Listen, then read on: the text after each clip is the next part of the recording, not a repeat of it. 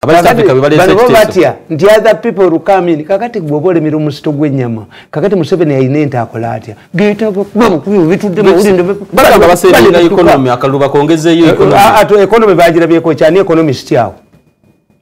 First, you see, Navagambanti, how can you dig a grave? Urita Nafa, Murwade, Neighbor Sajam. Killing a medical doctor to save a cobbler. On page 3 you wrote this. How spot on do you get? Or before not having lived only one shoe cobbler in the entire city of Rome. As economic dynamics dictate, a pure monopolist enjoys a lot of privileges while he remains the sole provider of a service. This cobbler enjoyed immense influence and respect and was actually revered. Like other celebrities, he lacked discipline and often engaged in wrangles, fighting in bars, snatching other men's spotlesses because of his unique services in town.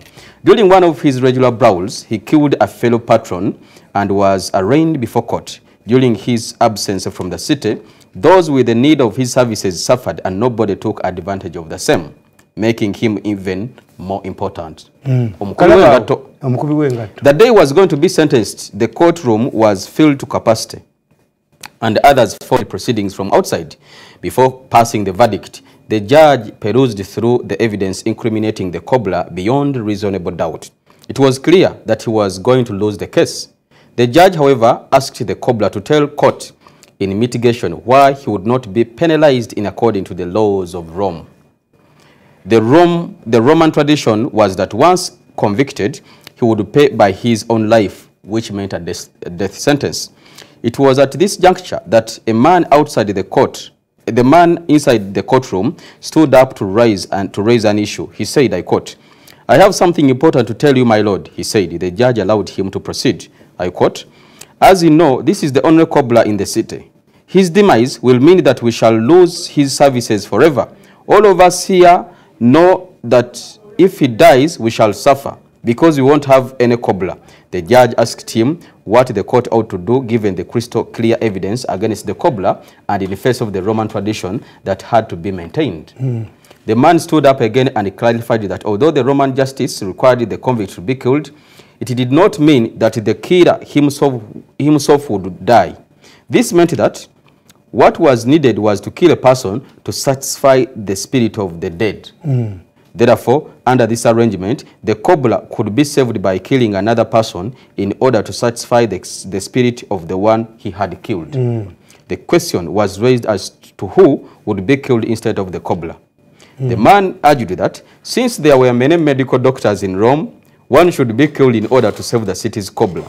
The suggestion was taken unanimously, and one of the medical doctors was killed to save the cobbler who had actually committed the murder. There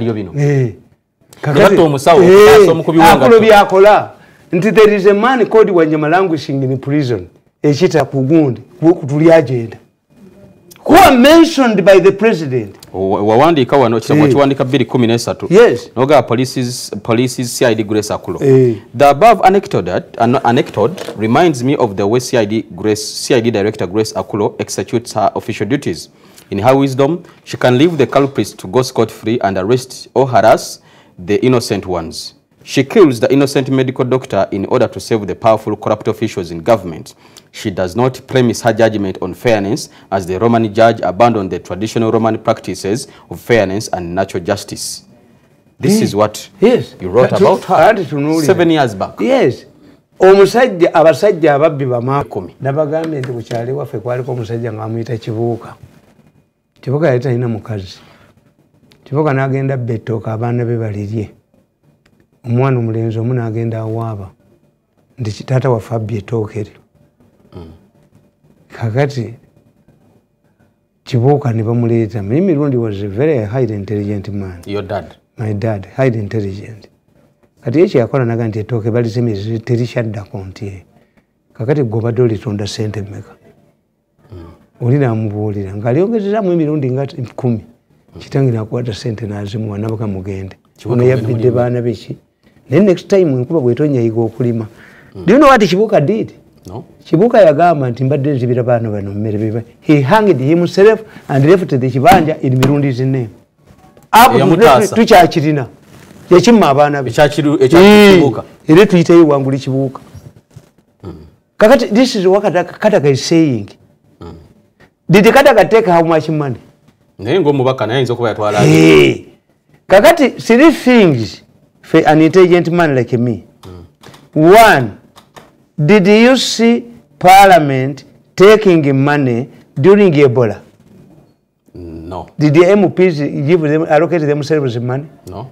Did you see MPs taking money during Enzige? Why did they take money this time? There are three issues. One, this is a war. Every war produces its generals. I wonder. Nti obbe mmere mu kiseera kino everybody bakulonda kakiiko mountain naye ofayo kwogerako ne muhakanizi kakati no mukakanizi gevu yokirako naye one on one mwogere bwe mama wange bwe yalwala mukakanizi yakwata $10,000 n'alumba bukadde busatu mu mitwalo 7 n'abukuwa yes ojanjabe mama is that a bribe? No, it's not a bribe. Tugandi mukakanizi muwalana naye mugamba nti abantu bajja tukubira amayumba muti babamanyi omusajja yawandika ku nyumba ye it does not belong to Musisi ng'alinanye Musisi okutaasa enyumba ye mu future neighbor nze nsulawa abantu singa sidisarsingi nange gye neekwasa mbaga nti nedda sijja kwogera nammwe mumwogera ne Museveni mutuwe emmere buli faza mbagamba nti buli faza alaba kalidinaali buli faza alaba kalidinaali. No. Why do you send me to somebody I don't see? Yagala tunulire ensonga endala. Tibiribina ndo soko vewo oleke. Ababaka ba parliament were incited by the government's supplementary budget. Nga yabubbi te reflecting a situation. Nabone bagana boka bakiko. Naboka bafune. Yes, ekyokubiri. In all arrangements, the president's program had left them out.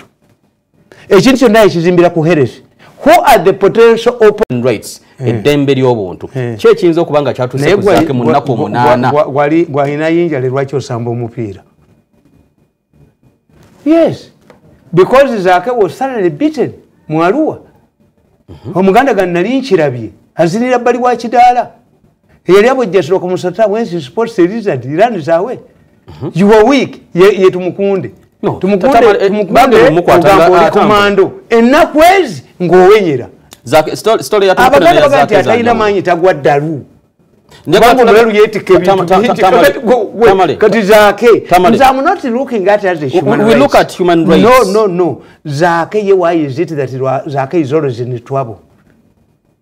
Why are you always in trouble? To understand one thing nti babagalidde mu mayumba nakuwa ekyokulabirako nga si kirungi noga nti noweekweka nze amwe mass communicator nenkugamba nti mu kifo ky'okufuuyira abantu mu katale abangi weefuuyire mu nyumba ne mukazi wo mu kiwulire kakati negundi bwali coronavirus nti you remain locked naye whoever distributes food nga method ye teri scientific will cause a commotion and nobody is saying the opposite to that obokkiriza nti bonna abakoze ekyo bamenyeteeka tuyite ne bali abalala abambala langi you force government to vomit sakwa what president are you setting does it nabagamba nti bwe tutakwata abantu sako yalaza amanyi is not a politician si yesu eyo bali bamukubye omwana abadde agenda okubeera ennaani omulalu amufunyisiza olubuto tebajja mutwala sakwa bwe kye babadde baagalamu oba ba enemies baani sakwa luward himself into a trap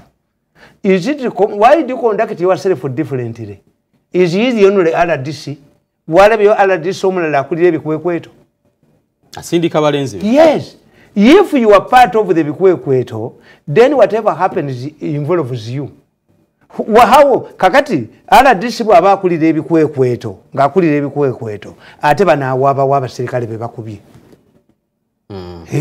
balina genda wa mukama yes togenda yo kusomero ng'osoma ng'okwata ku bitundu by'abakyala ebitali bya bulijjo abasomesa ne banyiga naye abaana ne beekalakaasa mine was different ne bagamba twagala Tamale you see twagala Mirundi that's why me I believe in the alternative witchcraft I'm a stronger believer kubanga nze nkimanyi have you ever tried to take me to court lwaki tebansibisa bamanyi nti nzisikiriza mu ebyo ojja balogalo ngenda walala ayabo teri kintu kitalina mujja waakyo bakuga mob justice is justice but mob sakwa ye yawedde mukwano go Samuel Woltalubega mukako bamukwatidde mu lodge yali yesibe ko president kakati bali mukwatidde mu kiralo kyante chenewunya kati mubadde mwagala akwate bisolo yagenze mu lodge ani atakikola Jesus yagante atakikola nga agire Woltalubega mukako yesibe ko president ebyo bwindi sibiyingiramu singira mu byabwe okujjako nga yakutte under age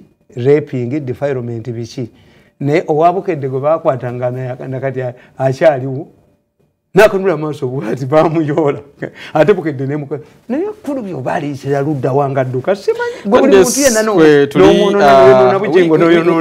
wiki eri bwe twali wano twa breaking amolire gamu na Samson gondi ate kankubuli yali akwatibwa mwetemenye psychology w'abakazi gondi tebamukwata onachikira Masaka mpuga tebamukwata n'omukazi musajja namubanisasi obulwe yafuna obumanyi gomanya abakazi abasulawo nga tebalabye basajja abagani singa oyo wena musajja bamukwatira mu lodge abakazi bawaga baga kyekyo agenda kwero singa balunda ogambe nti oyo musajja mwenzi nnyo ku kakiiko tavaako abakazi baba baagala oyo abasula nga tebalina basajja bangi nnyo ate nga bati okwogera singa yeewunzise president yagamba mbu abasajja bano basule mu bimotoka byabwe wansi malaya ne ku kolasi nawano bamubamba ne ku boda